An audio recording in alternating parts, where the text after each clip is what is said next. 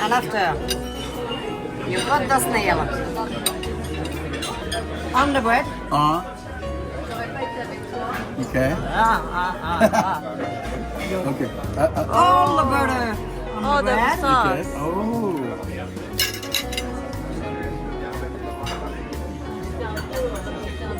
And after you hit.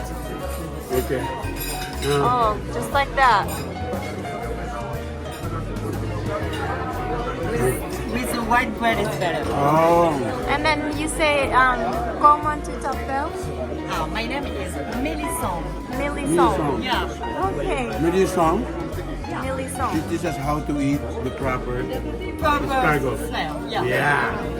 Thank you. Merci, beaucoup. merci. Enjoy. Yeah. So, ganun. So,